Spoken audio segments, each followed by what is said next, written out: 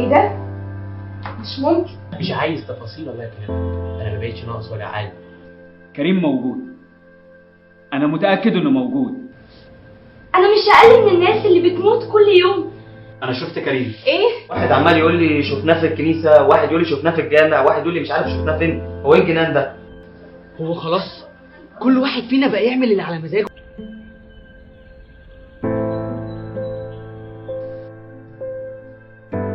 هيظهر، لازم يظهر، وبكره تصدقني.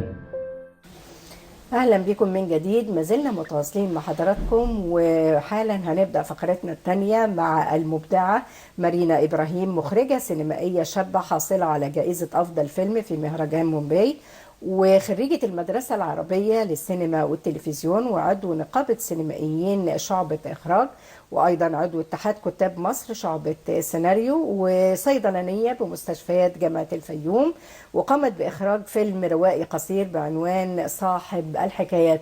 هنتعرف عليها. أهلا بيك يا مارينا، ونسيبك أنت تكملي بقى المسيرة. أهلا بحضرتك يا أستاذة ميرفت، وأهلا بالسادة المشاهدين. اهلا بيكي. السي في بتاعتك جميله وزاخره بالاعمال الرائعه، وحصولك على اكثر من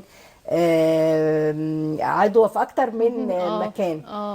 كلميني بقى عن موهبتك، بدات امتى الموهبه السينمائيه تحديدا والاخراج؟ هو انا اصلا جنب ان انا عضو نقابه سينمائيين شعبه اخراج، انا كمان عضو اتحاد كتاب مصر شعبه السيناريو. يعني انا كمان اللي بتكتبي سيناريو؟ بكتب حاجتي كمخرجه. يعني بتكتبي لنفسك ولا بتكتبي لكتاب اخرين؟ هو انا لحد دلوقتي حاليا انا كتبت لنفسي بس. يعني فيلم جميل. صاحب الحكايات كان تأليفي واخراجي جميل. في نفس الوقت. فانا يعني كموهبه سينمائيه انا اصلا من وانا صغيره يعني عندي اهتمامات فنيه عموما. يعني حل. بحكم من يعني يمكن من البيت، والدي استاذ ابراهيم مسيحه هو ناقد فني اصلا جميل. فانا كنت طفله نشأت بطريقه غريبه شويه، ان من وانا بس طريقه حلوه من وانا عندي 4-5 سنين بفهم يعني ايه مخرج ويعني ايه مؤلف، واسمع استاذ صلاح ابو سيف ومش عارف يعني جميل. كذا حد يعني عائله فنيه بقى. بس فالحكايه بدات معايا يمكن في الاول كانت كهوايه مشاهده سينما ومسرح. بدات شويه كتمثيل مسرح برضو، سواء في المدرسه او في الكليه، مسرح وستاند اب كوميدي وهكذا.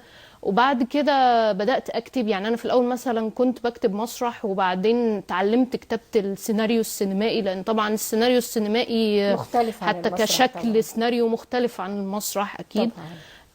بعد كده يعني ايه حبيت ان انا كنت حتى وانا بتفرج او بكتب اقول وانا يعني كنت حاسه ان السينما المفروض الواحد يشوفها من منظور مختلف شويه، او هي فن اعمق من كده. زي ايه؟ طيب اديني مثال. يعني ايه اللي انت شايفاه السينما؟ يعني هي وضعها ايه وانت شايفه المفروض يبقى ايه؟ يعني السينما يعني بعيدا عن ان احنا بنسميها الفن السابع، بس السينما هي فعلا يعني ايه المسرح. المسرح طبعا احنا بنسميه ابو الفنون. هو حاجه طبعا يعني انا شخصيا بحب المسرح جدا. المسرح حاله كده نوع من التواصل بين الممثل حتى والجمهور. ولكن السينما فيها تفاصيل كتير، بمعنى ان كل عنصر من عناصر الفيلم هو مبدع في مكانه. يعني الممثل، المخرج، مدير التصوير، المصور، الموسيقى، الماكير، حتى الكوافير. يعني كل الناس دي في النهاية بيقودهم المخرج. فالمخرج ده هو قائد العمل. المسرح عن نفس النظام، بس يمكن المسرح هي يعني مكان واحد بيختلف المكان. يعني المخرج هنا في السينما عنده أداة زيادة مهمة جدا، وهي الكاميرا. طبعا والتنقل والأماكن. طبعا. يعني أنا ممكن من خلال الكاميرا والشوت وتكوينه أدي معنى مختلف تماما. فأنا حبيت إن أنا أدرس الموضوع أكتر، فدخلت المدرسة العربية للسينما والتلفزيون تحت إشراف دكتورة منى الصبان. ودي حتى كانت يعني يومها كانت حاجة غريبة شوية حتى بالنسبة لدكتورة منى، لأن أنا أصلا صيدلانية. فاللي هو حتى أنا فاكرة يومها في امتحان السيناريو في أول مرة أما الدكتورة منى بتتعرف علينا ولسه بتتعرف على الدفعة، قالت صيدلانيه ملهاش علاقه بحاجه خالص يعني هي سبحان الله، احنا كل ضيوفنا تقريبا بيبقوا دكاتره او واساتذه في حد عمليين فعلا، ويعني دراساتهم كلها بتبقى علميه بحته. هو في حد فعلا مره قال احنا هيجي اليوم ونفهم ليه الدكاتره بالذات اكتر ناس ميالين فعلا للفنون، فعلا، ممكن يكون في حاجه مبدعين. بس فحتى صاحب الحكايات هو كان مشروع تخرجي من المدرسة العربية للسينما والتلفزيون، يعني هو ده أول درست تجربة فيها لي. كام سنة؟ هي مدة الدراسة في المدرسة بتبقى سنة بس. اه بتاخدي فيها شهادة بقى وبيبقى شهادة فيها طبعا، اختبارات وامتحانات شهادة معتمدة، ولازم طبعا مشروع التخرج، وبعدها بناخد يعني أنا خدت عضوية النقابة عن طريق المدرسة. مشروع التخرج بيبقى عملي ولا نظري؟ لا، ما هو الفيلم ده صاحب الحكايات هو ده كان مشروع تخرج. بيبقى فيلم روائي قصير مثلا حوالي 10 دقايق تقريبا. لازم المخرج يتعلم التمثيل او يمثل الاول قبل ما يخرج ولا مش شرط؟ لا عادي، يعني انا ما اعتقدش ان هي هو المخرج، يعني المخرج ممكن يكون مثلا مونتير في الاول، ممكن يكون كمصور، ممكن يكون كممثل، بس هي دي بتفيد المخرج في حاجه. يعني انا من وجهه نظري ان هو بيبقى بيقدر يتعامل احسن مع الممثل اللي قدامه، او هو بيبقى فاهم الممثل اللي قدامه ده اكتر. يعني دي يمكن تكون الميزه اللي هو هو بيبقى عارف مثلا الممثل ده مشكلته في كذا، او هو فاهم ادوات الممثل اكتر لان هو مر بنفس المرحله دي يعني.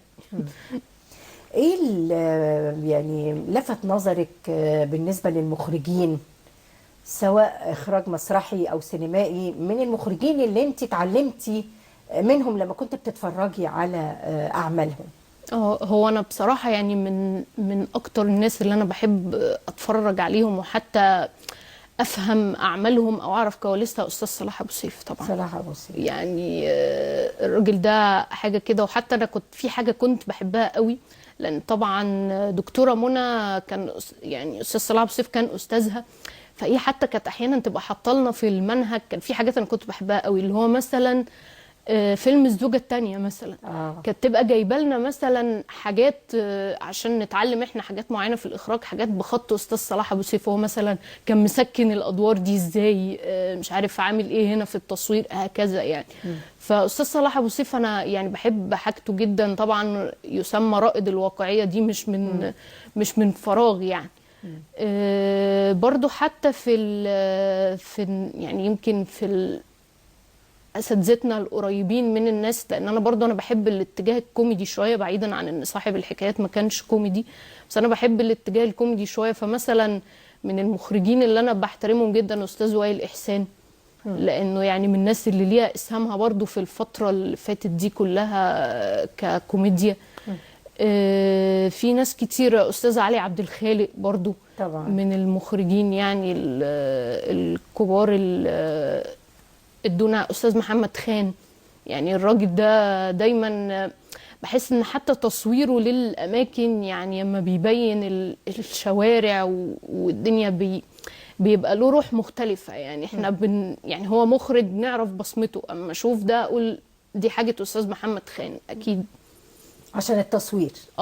يعني هو ده، يعني هو بحس ان هو حتى من الناس اللي لما تيجي تصور الخارجي او تصور الشوارع، خصوصا لو في مكان معروف، بتبقى حاجة جميلة ومختلفة يعني. طب ايه رأيك نشوف صاحب الحكايات اللي انت اخرجتيه؟ تمام. طب نشوف صاحب الحكايات ونرجع تاني نكمل المسيرة مع مارينا.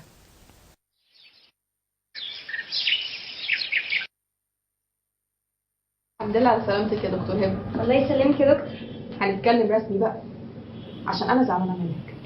يعني حضرتك دلوقتي تسافري ومحدش يعرف عنك اي حاجه؟ غصب عني صدقيني يا دكتور، انت عارفه بقى الواحد بيجيله وقت كده وبيبقى محتاج يفصل من الشغل بقى ومشاكل. طب يا ستي افصلي من الشغل، افصلي من الدنيا كلها، لكن من صحابك وزمايلك ماشي يا ستي، هعديها لك بمزاجي. ادخل. صباح الخير يا دكتورة. صباح النور يا أميرة، تعالي وريني معاكي ايه النهارده. لازم طبعا كل يوم على الصبح تمضيني على ورق قد كده. معلش يا دكتور. مالك يا بنتي، فيكي ايه؟ واضح كده يا دكتور ان هي متضايقه ان انا رجعت. لا ازاي بس يا دكتورة هبة، انت رجعتي نورتينا، بس الواحد ما بقاش لاقي خبر عاجل. الفيسبوك كله ملهوش سيرة غير على الضابط اللي استشهد في سينا من شوية. وريني كده. ايه ده؟ مش ممكن. ايه ده؟ مالك يا مريم؟ في ايه؟ انت اتخضيتي كده ليه؟ مش ممكن، نفس الشكل ونفس الاسم كمان. مالك يا دكتورة؟ هو حضرتك تعرفي الضابط ده؟ ظابط ايه ظابط ايه؟ ده اخويا كريم. نعم. انا من ساعه ما اشتغلت معاكي هنا بقالي 6 شهور اول مره اعرف ان انت ليكي اخوات اصلا. عندك حق، اصل حكايته غريبه قوي. من حوالي سنه اختفى خالص وما عرفناش عنه اي حاجه. ده احنا فقدنا الامل يا بنتي ان احنا نلاقيه. بس غريبه قوي حكايه ظابط دي. وريني كده يا دكتور. ايه ده؟ مش معقول. الله، هو في ايه؟ كل واحد يشوف صورة الراجل ده يتخض ليه؟ ده كان قلبه حاسس. في ايه يا بنتي؟ قلقتيني، قولي في ايه مالك؟ انا مش ناقصه. الظابط ده كان متقدم لي من اسبوعين قبل ما نتخطب رسمي. جه وقال لي ان هو اتنقل سينا، وقال لي بصراحه كده يا هبه انا حاسس ان انا مش هرجع تاني. انا مش اقل من الناس اللي بتموت كل يوم. حتى هو كمان قال لمامته، قال لها اسيبها دلوقتي احسن ما بعد كده اسيبها وهي ارمله. رجعنا من صاحب الحكايات، إخراج مارينا إبراهيم. جميل يا مارينا، وده كان مشروع تخرجك. مشروع تخرجي من المدرسة العربية للسينما. كان إخراجك، لكن اللي لفت نظري إن السيناريو أنت اللي كاتباه. كلميني عن كتابة السيناريو، وخد منك وقت قد إيه، وكان قبل العرض فترة قد إيه؟ هو احنا طبعا يعني ايه، وانا بدأنا كده ايه، قربنا هنخلص كورسات المدرسة. طبيعي كل واحد بيبدأ ايه يبص على مشروع التخرج بتاعه، او يبدأ يفكر انا هعمل ايه اصلا، او اروح في انهي اتجاه. بس انا يعني في الوقت ده فعلا ايه، انا كنت تايهة شوية، او مش عارفة انا ممكن ايه، لان المجال مفتوح. هو محدش ايه محددنا مثلا بموضوع معين او بحاجة، لا اللي يفكر في حاجة نشوفه. كانت بعد كده هي طبعا دكتورة منى بتوافق على الفكرة. كنت محتارة ليه؟ الموضوع كان مشتت، كنت عايزة يعني عندك رغبة ان انت تعملي اكتر من حاجة، فمحتارة تعملي ايه؟ اللي هو مثلا طب انا اساسا اكتب حاجة اجتماعية، ولا انا اساسا احيانا كنت بكتب حاجات كوميدي مثلا، او بعمل ستاند اب كوميدي، اعمل حاجة كوميدي. طب بس ايه يعني، فكنت قاعدة بفكر كده. هو يعني حتى كذا حد لما شاف صاحب الحكايات قال لي هو متاخد من فيلم حكايات الغريب. فعلا ده حقيقي. هو انا اقول لحضرتك، هو انا حقيقة انا ما قصدتش ان انا اطلعه حكايات الغريب، بس من كتر ما اتفرجت عليه يمكن وقريتي. انا يعني طبعا من احد المخرجين اللي انا بعتز بتجربتها جدا استاذة انعام محمد علي يعني. وحتى اما مرة في حد استاذ كمال القاضي الناقد السينمائي كتب مقالة عن الفيلم بهذا العنوان. كان كاتب صاحب مترجم اصلا. كان كاتب صاحب الحكايات تنويع سينمائي جديد على فيلم حكايات الغريب. فهو يمكن انا يعني اللي انا خدته من حكايات الغريب اللي هي الفكرة الأساسية بتاعته، فكرة ان البطل هو رمز للشخصية المصرية عموما، او رمز لمصر. في ايه بقى؟ ايه الجزئيه اللي بتخليكي تعممي كده ان هو رمز للشخصيه المصريه، او رمز عامه لمصر؟ هو طبعا في فيلم حكايات الغريب كان الشخصيه الاساسيه لما كان الاستاذ محمود الجندي اللي هو سواق عربيه الصحافه اللي دخل السويس في وقت الحرب وما رجعش. فلما بداوا يدوروا عليه فكانوا بيسمعوا حكايات غريبه كتير. كل واحد عنده اللي هو ده اللي هو شفناه عند الدبابه، ده مش عارف مين، لا ده فلان، ده علان. فانا يمكن خدت نفس الحكايه ديت، بس اتكلمت يعني في صاحب الحكايات شخصيه محدده عن يعني هو صاحب الحكايات بيتكلم عن الشخصيه المصريه في فتره 30 يونيو وما قبلها شويه يعني. يعني بمعنى اصح احنا يمكن في الفتره اللي قبل 30 يونيو ناس كتير كانت متلخبطه او كانت بتقول احنا رايحين على فين، او يعني كنا في فتره كده اللي هو حاسين ان الشخصيه المصريه مرحله ما بتروح قبل النضوج. بتروح مننا زي ما بيقولوا. فانا حتى كنت عامله ده، يعني صاحب الحكايات اللي هو شخصيه كريم اللي انا عاملاها في الفيلم، كنت جايبه ان هو اصلا مختفي من قبل 30 يونيو بحوالي سنه، بس فجاه بداوا ايه يعني زي المشهد اللي احنا شفناه ده، في ضابط استشهد في سينا، فواحده بتفتح بتقول لهم ضابط ايه اللي بتقوله استشهد في سينا؟ ده كريم اخويا اللي مختفي. اتنين موظفين قاعدين مع بعض في الشركه، بيقول له الضابط ده انا كنت انا عارفه، بس ده ما كانش ضابط، ده انا كنت بشوفه في الكنيسه عندنا وكان دكتور. قال له كنيسه ايه؟ ده بيبقى طالع من الجامع اللي جنب بيتنا. فانا حتى يعني حاولت الشخصيه دي شخصيه متنقله، يعني موجوده في كل بيت بالظبط. يعني في هو الكنيسة، في الجامع، في هو الشرطة، صاحب في هو انا حتى يعني وانا بكتب السيناريو حبيت ان انا ايه كاني بلم كذا فئه من فئات المجتمع. طبعا ضباط الجيش والشرطه، الشباب، يمكن شباب الميدان اللي كانوا بيوزعوا استمارات تمرد في الوقت ده. طبعا ركزت على حته ان احنا هو كريم ممكن يكون مسلم او مسيحي، مش فارق. وطبعا كان في شخصية كمال اللي في الفيلم. كمال ده كان يعني أنا خدته إن هو كان رمز لشباب الميدان، لأن كانت كل الناس بقى في الوقت ده كريم مختفي بقاله سنة، كريم مش راجع، لكن كمال قال لهم لا أنا شفت كريم. أيوه. فهو كان يعني شباب الميدان اللي كانوا في الوقت ده هم كانوا مؤمنين وشايفين حاجة في وقت 30 يونيو يمكن بقية الناس ما كانتش حاسة بيها. بالعكس الناحية التانية كان مثلا أنا بينت التضاد ده حتى في شخصية رامي أخو كمال، اللي كان بيقول له كمال ده بقى في خيالك انت، كمال مش راجع، مش شخصية حقيقية. يعني ان هو هنا دي برضو كانت رمز للناس اللي بيقول لك طب انزلوا بس 30 يونيو ونشوف انتوا هتعملوا ايه، يعني كده تحدي يعني. نرجع بقى للجوائز، وانتي شاركتي في المهرجانات العالمية تمام. قولي لي تفاصيل حصولك على الجائزة من مهرجانات مومباي. هو طبعا يعني الفيلم انا اشتركت بيه في كذا مهرجان جوه مصر وبره مصر. اشترك في المهرجان القومي للسينما في الدورة الأخيرة، وحتى في المهرجانات العربية اشترك في مهرجان العودة السينمائي في فلسطين. وهو خد الجائزة اللي هو خدها دي جائزة أفضل فيلم مصري في مهرجان مومباي في الهند.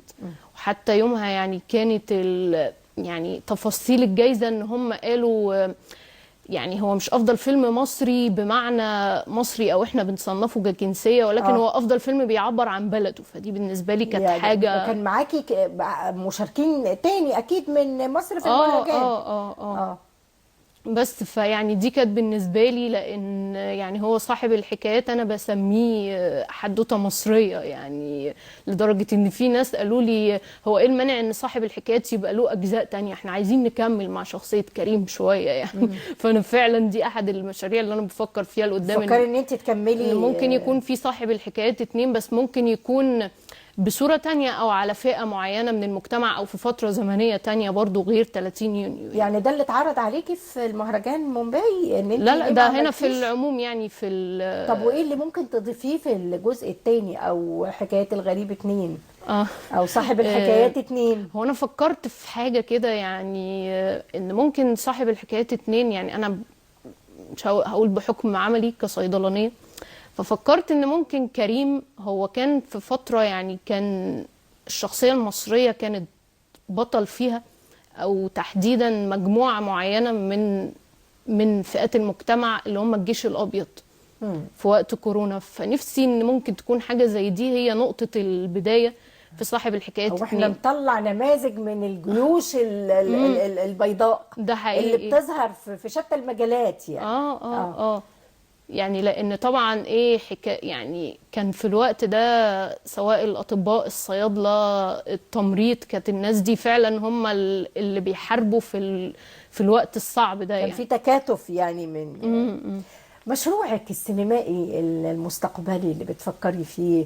ويمكن من حوارك حسيت ان انت برضو بتكلمي عن حبك للكوميديا، برغم ان انت الى الان ما عملتيش حاجه كوميدي. هو انا بس انا الكوميديا انا يمكن وانا في الكليه كنت بشتغل ستاند اب كوميدي، يعني حتى دي كانت احد الجوائز اللي انا خدتها في مره في ملتقى كليات صيدله مصر، كانت اتعمل في 2016 في جامعه عين شمس. فانا يومها خدت مركز اول على مستوى كليات صيدله مصر ستاند اب كوميدي. وحتى يومها كان عنوان الفقره هو كان له علاقه بالسينما شويه، او انا كنت واخداه من السينما، كنت مسمياها جعلوني صيدلانيه. بس فيمكن يعني مشروعاتي اللي جايه يمكن التكمله مع صاحب الحكايات، دي احد الحاجات اللي بفكر فيها. برضو في يعني في بعض الكتاب الكبار لما شافوا صاحب الحكايات فهم يعني حبوا يدوني مثلا سيناريوهات او حاجات هم كاتبينها، زي مثلا استاذ سمير الجمل كان في سيناريو انا خدته منه، اتمنى اني اقدر اعمله الفتره الجايه. برضو انا بحب ادور على يعني انا بقول انا دايما بحب اكتب من جوه مصر، يعني سواء الشخصيات مثلا او المشاكل اللي بتقابلنا في المجتمع، زي حاجات كتير احنا بنتكلم عنها اليومين دول ممكن تكون مطلوب ان السينما تبينها، زي مثلا التنمر، السوشيال ميديا، الحاجات دي كلها. يعني اتمنى تظهري الجوانب يعني ما فكرتيش ان انت تغوصي في القرية المصرية، بما انك عايزة هو يعني ده عايزة تاخدي نماذج من المجتمع وتظهري مصر قوي؟ ما فكرتيش في القرى المصرية، في النجوع، في الأماكن طبعاً. المهمشة؟ أكيد طبعا الأماكن، يعني لأن أنا دايما أنا بؤمن بالجملة بتاع أستاذ نجيب محفوظ إن الاستغراق في المحلية قد يؤدي بيك للعالمية. هو فعلا استغراقه في المحلية هو اللي خلاه خد جائزة نوبل. دي بيبقى ليها طعم جديد بالنسبة لشابة زيك، ان هي تبتدي من الاماكن دي، او بلاش تبتدي، يبقى عينها عندها بعد لمثل هذه الاشياء، والمكان يمثل ليها عنصر مهم جدا. خصوصا ان احنا عندنا اماكن كتير، يعني انا مثلا اصلا من الفيوم، فالفيوم كمكان سياحي فيها اماكن سياحيه جميله جدا. الاقصر، اسوان، يعني يعني انا دايما بقول اللي يدخل جوه مصر أماكن هيلاقي فيها عبق التاريخ كده. أماكن وليها حضور يعني في السينما كبير. يمكن من الأفلام الكتير القديمة دايما تلاقي المناظر الريفية الجميلة اللي في الفيوم. وادي الريان متوظفة كويس جدا. وادي الريان، بحيرة قارون، حتى المناطق اللي هي أصبحت تراث عالمي دلوقتي، وادي الحيتان وما شابهها يعني. فأنا دايما بقول اللي يدخل جوه مصر هيلاقي حاجات كتير قوي محتاج إن هو يطلعها. أيوة. المدرسة العربية للسينما بقى كلميني عنها. إيه اللي أنت اتعلمتيه فيها؟ ده جانب. الجانب الآخر، هل لو أنا مش هاوية ما عنديش الموهبة ودخلت السنة دي، هل هي قادرة على ان هي تطلع مني نموذج اخراج؟ هو الحقيقة انا يعني انا دايما كنت بقول الموضوع ده، وحتى كنت بقوله للدكتورة منى، بقول لها انا بعد ما درست في المدرسة بقى في طبعا يعني بقى في افلام انا كنت بتفرج عليها بعد ما درست، بقيت بحس ان انا بتفرج عليها بطريقة تانية مختلفة، لان انا طبعا بقيت فاهمه ده اتعمل ازاي، او مثلا طبعا ده رمز لايه، او الكاميرا ما حصل هنا كده فايه دراسه بقى، الدراسه الاكاديميه بقى. فدي يعني حتى كنت دايما مثلا دكتوره منى كانت تحب ان هي في وسط المنهج او كده تحط لنا امثله من حاجات مثلا معروفه، زي افلام استاذ صلاح ابو سيف وناس تانية كتير من الناس. متأثرة بيه قوي صلاح ابو سيف. متأثرة جميل ان يبقى ليكي قدوه من جيل العباقره دول والعمالقه الكبار. بس فيعني احنا برضو اتعلمنا في المدرسة ان احنا نبص على التراث برضو بطريقة مختلفة، عشان نعرف احنا يعني نعرف الناس اللي قبلينا دي عملت ايه واحنا رايحين على فين. يعني عجبتني قصة التراث اللي اتكلمت فيها. هل معنى كده ان انت ان مارينا ابراهيم بتقدس التراث وعايزة تبدأ بعد هم ما انتهوا، ولا تاخد منهم وتخلط الماضي بالحاضر والتراث بالحداثة، ولا تبدأ مع نفسها بشكل جديد ورؤية جديدة بعيدا عن التراث؟ لا، هو أنا من وجهة نظري إن مفيش حد يقدر يبدأ مع نفسه ويبدأ صح. يعني أنت لو نسيت الناس اللي قبليك، الناس اللي قبليك دي كلها يعني لازم تعرف أنت جاي منين. ما هو يعني دي حاجه اساسيه. حلو، جميل ان انت لان انا حتى دايما بقول ايه، يعني مثلا لما كنا مثلا حتى في افلام جديده نشوف حاجات معينه، نقول مثلا دي شبه فيلم كذا، او دي مثلا المشهد ده متاخد من فيلم كذا. فانا لما حتى بدات اكتب او بدات اخرج، اكتشفت ان المؤلف او المخرج على فكره هم ما بيبقوش قاصدين ان هم يقلدوا ده، هي الحاجات دي بقت جزء مننا خلاص في الذاكره. فهي بتطلع كده. يعني انا ممكن ما ابقاش قصدي اطلعها، بس هي بتطلع كده يعني فعلا وانا بشتغل، لان ايه، هو ده بقى المخزون او ده بقى الاساس بتاعك. فهو يعني غصب عن اي حد هيبان مثلا ان انت متاثر باستاذ محمد خان او متاثر باستاذ صلاح ابو سيف او غيرهم من الناس. يعني صاحب الحكايات ما كنتيش تقصدي ان انت حكايات الغريب وان انت واخده نفس الاتجاه؟ لا انا اصلا من البدايه ما كنتيش عارفه، ولا الاحداث والاندماج خلاكي رحتي للسكه دي لوحدك؟ انا فعلا يعني انا كنت دايما بقول لاي حد، بقول له بعيدا عن كل افلام حرب اكتوبر، انا الفيلم ده بعزه معزه خاصه كده. مأثر فيكي قوي. يعني مع انه حير ناس كتير. ناس كتير كانت عايزه تخلص مين هو الغريب، هو اي شخصيه في الشخصيات. لا ده انا ما قصدتش، يعني انا اصلا يوم ما شفت المقاله اللي هو يا جماعه انتوا بتحطوا اسمنا جنب استاذه انعام محمد علي، لا كده كتير. يعني بس هو فعلا يعني، وحتى هو الموضوع يمكن كان تحدي عليا اصلا، وحتى على الممثلين وعلى كل كاست العمل، لان انا بعد ما كتبت السيناريو ايقنت ان ده اللي هيحصل، ان الناس هتقارنه بحكايات الغريب. شغلك الموضوع ده ولا ما عادي؟ ولا لا عادي، او يعني ما شغلكيش ان الناس تنتقد ان انت واخده نفس يعني عامله كوبي يعني، بس مع تغيير الاسم والشخصيات ما شغلكيش؟ لا يعني حتى اللي كان بيقول لي كده كنت بقول له يعني اعتبر، لو انت عايز تعتبره حكايات الغريب فهو حكايات الغريب 2022 يعني، او حكايات الغريب جديد. 30 يونيو عادي جدا. طب ايه اللي انت خدتيه، الاضافه اللي انت خدتيها بحيث ان هو يتناسب مع 2022 الجديد اللي انت طلعتيه، اللي انت اضفتيه بعيد عن حكايات الغريب، اللي انت من وجهة نظرك انت ككاتبة سيناريو قبل ما تبقي مخرجة؟ هو طبعا بعيدا عن اختلاف الزمن، ان وقت حكايات الغريب او يعني حكايات الغريب كان حرب كان حرب اكتوبر، ولكن هنا احنا عملنا على وقت ثورة 30 يونيو. بس طبعا هنا حتى انا كنت جايبه حته ايه، ان مثلا السوشيال ميديا سهلت في معرفه اخبار الناس ديت. هو ده يعني انا حاولت ايه حتى في طريقه الحوار وهكذا، ويمكن دي كانت احد ابعاد الجائزه بتاع مهرجان مومباي، ان هو الفيلم فعلا عبر عن بلده يعني. لان حتى كل الناس اللي اشتغلوا معايا في الفيلم بالمناسبه الممثلين حتى كلهم شباب يعني، هم تقريبا كلهم في نفس سني يعني لكن ما فكرتيش تعملي حكايات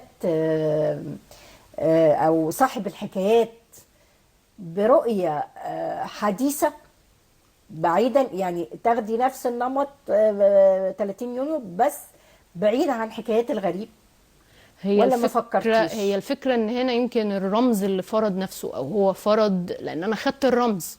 انت خدت الرمز؟ انا خدت يعني، هو انا ما قصدتش اكتبه كده، بس هو الرمز ادى لان الفكره تبقى بالطريقه ديت. وانت بتكتبي السيناريو قريتي العمل المكتوب لحكايه الغريب؟ طبعا هي طبعا القصه اصلا بتاع استاذ جمال الغيطاني. وطبعا هو يعني اكيد ان انا اتفرجت على الفيلم كذا مره. بس هو يعني ايه، انا حاولت برضو، لان انا في نفس الوقت كان عندي تحدي وانا بكتب السيناريو، ان انا عايزه اقدم الفكره ما خلش بيها يعني في وقت قليل، وفي نفس الوقت بامكانيات طبعا مقارنه بحاجات كتير تعتبر امكانيات محدوده، لان ده في النهايه مشروع تخرج يعني، مش طبعا مش انتاج ضخم. بس يعني طبعا فكره جميله ان انت حتى لو اقتبستي، بس الفكره ان انت حاولتي واضفتي يعني كان في اضافه طبعا. اكيد يعني طبعا زي ما بقول لحضرتك، فكره ايه اصلا اللي هو الفئات المختلفه الحاليه هيبقوا هم مين اصحاب الحكايات. ومثلا فكره ان تبقى جزء من الاحداث، او نقول مثلا الضابط اللي استشهد في سينا برضو. طريق بقى السوشيال ميديا والموبايل والدنيا دي، ده اكيد ما كانش موجود في الفيلم القديم. فانا حاولت يعني ايه، حتى لو انا خدت فكره الرمز الاساسيه، حاولت احط الروح الحاليه يعني الجديده بالزمن الجديد. بتفرق معاكي قوي ان انت تقري السيناريو او تقري العمل كماده خام مكتوب، اوقع بالنسبه لك ولا تتفرجي على الفيلم؟ يعني اللي بيديلك طاقه اكثر كابداع وكتعليم وكمتعه. لا هو طبعا هو الواحد لما بيتفرج هو اكيد يعني بيستوعب الموضوع، ولكن انا بحب مثلا ايه لما اعرف ان الحاجه دي مثلا متاخده عن روايه معينه، فبيبقى عندي نوع من الفضول ارجع اشوف الروايه الاصليه دي كانت ايه. هل مثلا السيناريست اللي كتب احتفظ بنفس جو الروايه ولا غير فيه؟ طب هل طبعا رؤيه المخرج عملت ايه في الموضوع؟ فاكيد كل طبعا ده ايه يعني هو بيدي للواحد خبره، وفي نفس الوقت بيعلمه اللي قبله ده عمل ايه، بيخليه يفكر اكتر. جميل يا مارينا، وهكذا. جميل يا مارينا. بتمنى ان احنا نشوف لك اعمال جديده أكيد بقى ان شاء الله، بعيده عن مشاريع التخرج بقى. أكيد. وتبقى كتاباتك كسيناريو وكاخراج ودايما مشرفانا كده في جوائز دوليه وعالميه ان شاء الله. ربنا يخلي حضرتك. بشكرك يا مارينا، شكرا ليك. شكرا لحضرتك. اعزائي المشاهدين، بشكر ضيفتي الكريمه المخرجه والسيناريست مارينا إبراهيم. وحالا هنطلع لفقرتنا الثالثة والأخيرة ونستقبل ضيوفنا. كونوا معنا بعد هذا الفاصل.